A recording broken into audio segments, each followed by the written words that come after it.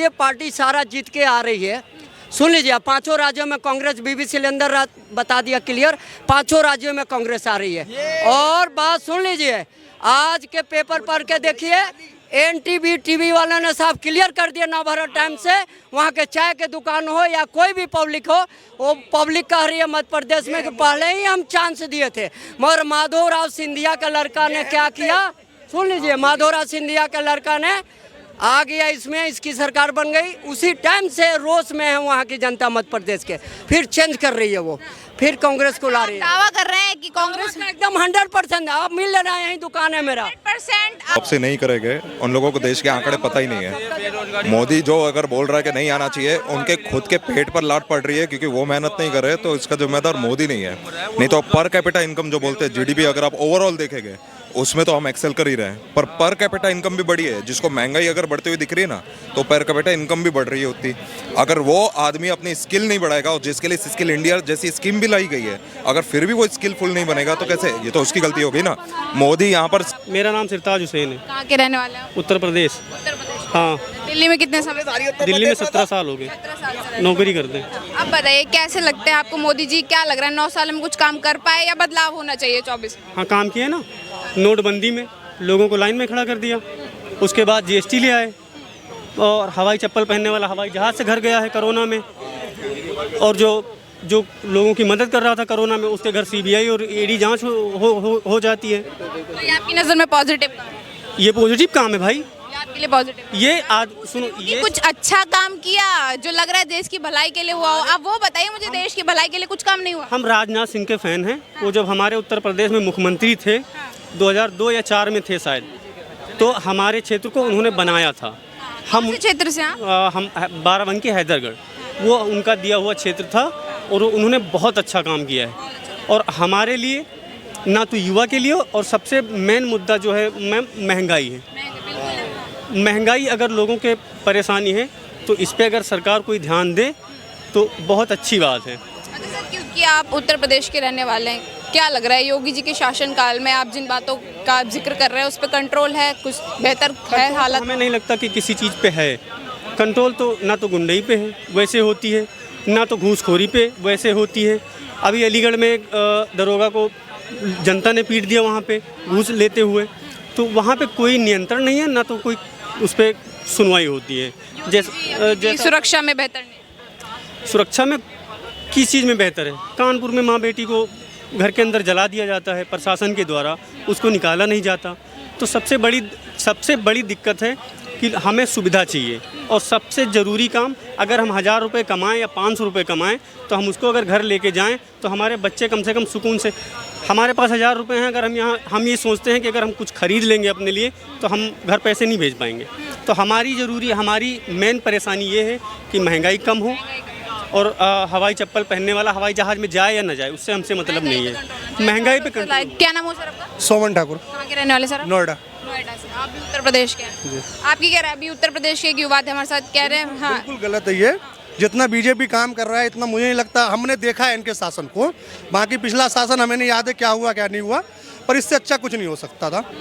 क्योंकि आप शुरू से देखिए, जब इन्होंने आया, सबसे पहले इन्होंने गरीबों को ध्यान दिया कि इनका अकाउंट खुलवाया, सबसे मेन चीज़ था पहले। जैसे जैसे हम आगे बढ़े, हमारे स्टूडेंट लोगों के लिए, पहले हम अपने फॉर्म को अटेस्ट करवाने के लिए अपने गजेस्टेड ऑफिसरों को खोजते रहते थे कि हमारा अटेस्ट कर दूँ। आते ही इन्होंने पहले इसको बंद करवाया कि भाई स्टूडेंट को पहले नौकरी देने से पहले इतना परेशानी क्यों। फिर आगे बढ़े हम, जैसे आगे गए, उज्ज्वला योजना, जिससे मतलब मेन आप देखिएगा ध्यान से तो आपको ऐसा लगेगा कि गरीबों पे विशेष ध्यान दिया इन्होंने। इसी वजह से जो ज़्यादा पैसे वाले लोग हैं वो विरोधी बन गए हैं, और कोई रीजन नहीं है इसका। बोल रहे हैं महंगाई जो है इस पे कंट्रोल नहीं कर पा रही है। 1947 से ही है। ऐसा नहीं है कि पहले फ्री में मिलता था सामान, ऐसा नहीं है कि पहले फ्री में सामान मिलता था। 1947 से ही है महंगाई। हर सरकार कोशिश करता है कि महंगाई को कंट्रोल किया जाए, पर यही होता है, कोई ज़्यादा कर पाता है, कोई नहीं कर पाता है। जिस तरीके से हमारा सैलरी इंक्रीज हो रहा है, इस हिसाब से महंगाई इंक्रीज हो रहा है। उत्तर प्रदेश के बारे में क्या कहेंगे? कह रहे हैं वहाँ अभी भी जो हालात है, सुरक्षा अच्छी नहीं है। सिलेंडर की अगर आप बात करिएगा, 2014 में भी बिना सब्सिडी का सिलेंडर 1000 से 1200 रुपये का था, और आज भी बिना सब्सिडी का सिलेंडर 900 रुपये का है। तो हम मुझे बताइए ना, महंगा कहाँ हुआ है? अच्छा उत्तर प्रदेश की सुरक्षा की उत्तर प्रदेश में जितनी जितनी अच्छी सरकार योगी जी ने चढ़ाया इन 5 सालों में, मुझे नहीं लगता पहले सपा की सरकार होती थी, इलेक्शन खत्म दंगे शुरू हो जाते थे, बसों को फूंक दिया जाता था। अब इस 5 साल में एक ऐसा केस बता दीजिए जिसमें बसें फूंक दी गई हो आम पब्लिक के द्वारा। महिला सुरक्षा अभी भी नहीं है उत्तर प्रदेश में क्या? अगर आप ये कहेंगे कि यूपी में महिला सुरक्षा नहीं है तो आप ये कह सकते हैं पूरे भारत में कहीं नहीं है, जितना अच्छा ये योगी जी संभाल रहे हैं यूपी को। बहुत अच्छे से योगी जी की मांग दूसरे स्टेटों में हो रही है, दूसरे स्टेटों में मांग हो रही है योगी जी की। दूसरे स्टेट कह रहे हैं कि योगी जैसे मुख्यमंत्री हमारे पास होना चाहिए, और आप कह रहे हैं योगी जी काम ही नहीं कर रहे, यानी दूसरे स्टेट वाले भी दूर से देख रहे, बेवकूफ बना रहे। आरोप लगा रहे, कह रहे गुंडाराज चलाते हैं योगी जी, ये कैसा शासन व्यवस्था है वहाँ की? किस चीज़ का गुंडाराज, यही तो मैं पूछना चाह रहा हूँ। गुंडाराज आतंकवादी क्रिमिनल्स है, उनका इनकाउंटर करवा देते हैं सर। हमें ऐसे तो ना लॉ एंड ऑर्डर से चलना चाहिए योगी जी। बिल्कुल चलना चाहिए, लेकिन लॉ एंड ऑर्डर से चल के हमें मिला क्या है आज तक, ये बताइए ना। हम चल रहे थे आज से 50 साल से तो चल ही रहे थे ना, तो जो आतंकवादी आज तक चल ही रहे थे लगातार, बस कोर्ट कचहरी होता रहता था, चलते रहते मोजले। सही है, अगर रंगे हाथ मिल रहे हैं, हमें पता है कि अपराधी है, तो फिर क्या जरूरत है इन्हें पालने की। 24 में पीएम किसे बनाएंगे? 100% मोदी जी की मेरी तरफ से सपोर्ट है, 100% मोदी जी। इसमें कोई शक ही नहीं है। पहले सर आपका क्या नाम हुआ? क्या नाम हुआ आपका? गोपाल, कहाँ के रहने वाले? करावल नगर, दिल्ली। दिल्ली से आप। आपकी क्या राय है? अभी सर ने बोला कि मतलब सेंटर में मोदी जी को दोबारा आना चाहिए और योगी जी बहुत बेहतर काम कर रहे हैं। आपकी क्या राय है? मोदी जी को वापस आना चाहिए, बदलाव देख रहे हैं? मुश्किल लग रहा है, 2024 मुश्किल आएंगे। मुश्किल है। किसे देखेंगे फिर आप पीएम? इंडिया गठबंधन। चेहरा कौन होगा?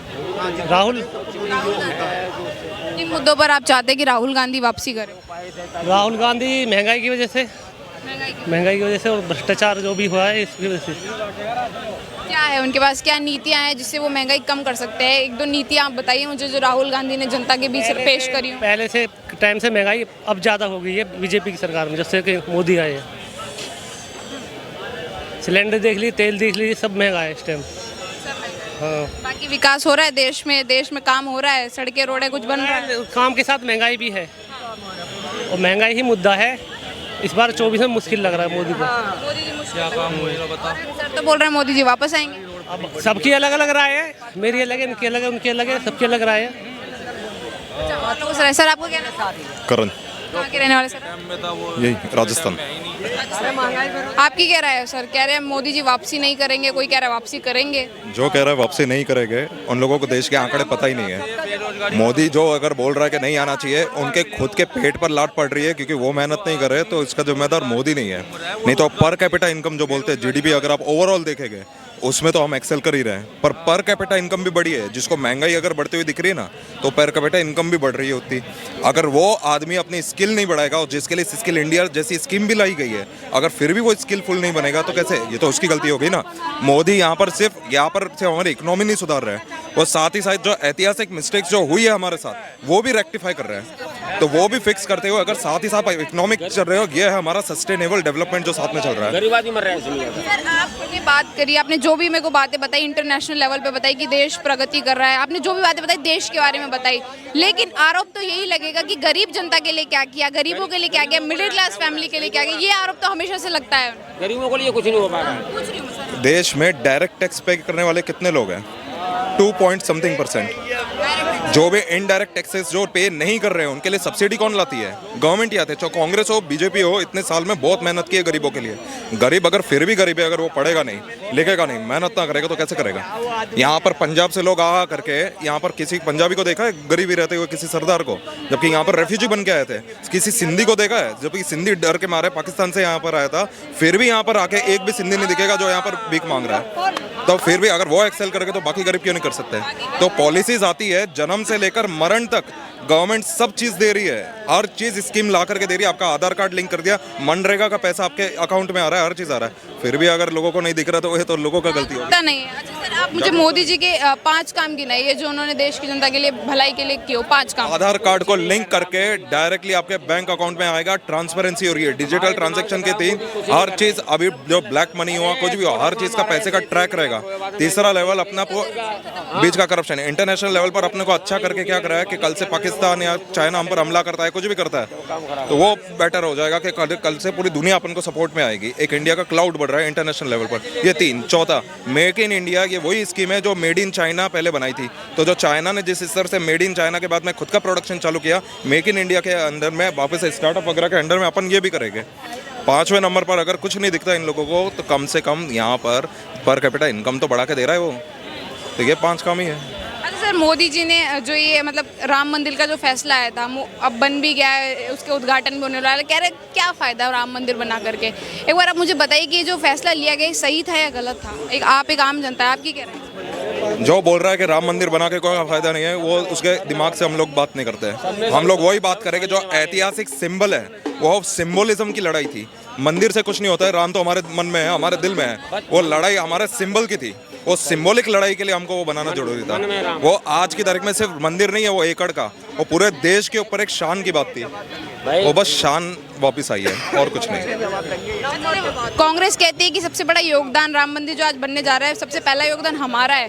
क्या लग रहा है, कांग्रेस पार्टी का कुछ प्रतिशत योगदान था उसमें? राम मंदिर के में हम कांग्रेस का कहाँ रहेगा? सिर्फ पेटिशन वगैरह जो फाइल हुई थी, वो पेटिशन वगैरह तो कोर्ट ने ली थी, जो कि इम्पार्शियल है। कांग्रेस ने क्या लिया था? इनफैक्ट जो सोमनाथ में मंदिर बन रहा था, उसके तक के लिए नेहरू जी ने उस समय इतना कंट्रीब्यूट नहीं करा। वो तक के लिए पटेल साहब ने वहाँ पर जाकर के मंदिर बनवाया सोमनाथ ने। नहीं तो वहाँ पर भी जो ऐतिहासिक जीत हमको हासिल हुई थी, जो कांग्रेस की तरफ से भी, वो भी पटेल के कारण हुई थी, नेहरू जी के कारण अनफॉर्चुनेटली। ऐसा नहीं कि कांग्रेस ने काम नहीं किया, कांग्रेस ने बेहतरीन काम किया है। हमको प्रॉपर तरीके नेशनलाइज करके दिया, हमको स्पेस पावर बनाया, न्यूक्लियर पावर बनाया। पर कोई भी हालत में आज के कंटेम्पोररी टाइम में जो जितना डेवलपमेंट इकोनॉमिक की जरूरत थी, वो कैपिटलिस्टिक माइंड सिर्फ इन लोगों का है, जो बीजेपी जिस तरह से ला सकती है। आने वाले समय में क्या लग रहा है कि मोदी जी कितने समय तक सत्ता में रहने? रोड पर आ करके सपोर्ट कर करके 2024 तो जीते गई, पर 2029 के लिए भी अगर उनकी उम्र ज्यादा हो गई तो भी जो आएगा वो बीजेपी का ही रहेगा। कोई नहीं लेडीज हमें भी दिख रहे हैं। नहीं काका आप बोल हमें भी दीजिए। पता है। आप रुकिएगा, आपका जवाब बोलना। अच्छा क्या आप बोलिए राजेंद्र प्रसाद। सुनिए, मैं ये बता देता हूँ कि क्षेत्रीय पार्टी सारा जीत के आ रही है। सुन लीजिए, 5 राज्यों में कांग्रेस, BBC सिलेंडर बता दिया क्लियर, 5 राज्यों में कांग्रेस आ रही है।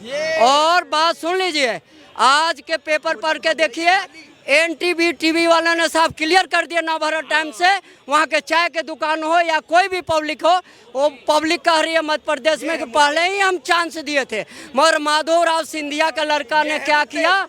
सुन लीजिए, माधवराव सिंधिया का लड़का ने आ गया इसमें, इसकी सरकार बन गई। उसी टाइम से रोष में है वहाँ की जनता मध्य प्रदेश के, फिर चेंज कर रही है वो, फिर कांग्रेस को ला रही है। दावा कर रहे हैं कि कांग्रेस एकदम 100%। आप मिल लेना, यही दुकान है मेरा। 100% आ रहे हैं राहुल गांधी। आप बताइए, कांग्रेस आ रही है सर, कह के जा रहे हैं? कांग्रेस वो स्टेट में नहीं आ सकती। बीच में कांग्रेस तो 10 साल से 100% आ रही है। कांग्रेस क्यों नहीं? अगर कांग्रेस अच्छा काम कर रही है कोई राज्य में, तो राज्य स्तरीय पर क्यों नहीं आना चाहिए कांग्रेस ने? अगर वो अच्छा काम कर रही है, आना चाहिए। अभी जो 5 राज्य की ये बात कर रहे हैं ना, वहाँ पहले से कांग्रेस थी। वहाँ पर कांग्रेस, अगर पिछला इलेक्शन होगा तो मध्य प्रदेश में भी कांग्रेस ही जीत कर आई थी पिछले। वो तो सरकार गिरी थी और फिर बीजेपी ने बनाई, तो वहाँ पर पब्लिक माधवराव सिंधिया दोबारा दावा कर रहे हैं, कह रहे हैं इस बार तो राहुल गांधी आते ही जा रहे हैं, बोल रहे कांग्रेस ही आके रहेगी। अगर राहुल गांधी जी आते हैं तो फिर भगवान बचा हमारे देश को फिर तो, क्योंकि ऐसा नहीं है कि कांग्रेस में नेता नहीं है। कांग्रेस में एक से बढ़कर एक नेता है हमारे पास। साउथ इंडिया से अगर आप देखोगे, पी चिदम्बरम, जो भले उनके चरित्र पर कोई भी दाग लगाओ, पर एक पॉलिटिकल माइंडसेट वाला आदमी है। उस शशि थरूर, मेरे को नहीं लगता कि कांग्रेस प्रेसिडेंट से ज़्यादा उनके ज़्यादा अच्छा कोई दावेदार था। जो पार्टी खुद के इसमें एक रिपब्लिकन इलेक्शन रख के प्रॉपर तरीके से शशि थरूर जैसे लोगों को हरा रही है, ताकि खुद का कोई बंदा वहाँ पर पहुँचे, मल्लिकार्जुन खड़गे के नाम पर, वो पार्टी हमारे देश को कौन सा बंदा देगी? कुछ स्टेट्स में जीत कर कांग्रेस पार्टी, क्या लग रहा है कि प्राइम मिनिस्टर फेस भी वो अपना बना लेगी कांग्रेस में, सिर्फ कुछ स्टेट्स में जीत कर? इनकम्बेंसी फैक्टर कभी भी रहेगा ही रहेगा। वो आज नहीं तो कल। अभी ये हम जिस उम्र के, हम लोग तब बच्चे थे जब पिछली पार्टी थी, पर जो बुजुर्ग है वो समझ पाएंगे कम से कम कि दोनों के बीच का डिफरेंस क्या है। जो आज बच्चा पैदा हो रहा है वो बीजेपी को गाली देगा, क्योंकि उसने वही पार्टी को काम करते हुए देखा है। पर हमने कांग्रेस को देखा है, हमने बीजेपी को भी काम करते हुए देखा है, इसलिए हमको दोनों का फर्क मालूम है कि दोनों ने क्या क्या किया है हमारे साथ। सर डिफरेंस भी पता है? डिफरेंस है कि अगर बीजेपी काम करती, शीशे में झलकता चेहरे के तरह झलकता पब्लिक में एक बार जाकर अगर बोल देती बीजेपी कि भाई हमने अगर काम किया है तो शीशे के तरह झलक रहा हमारा काम, हमें वोट दे दो।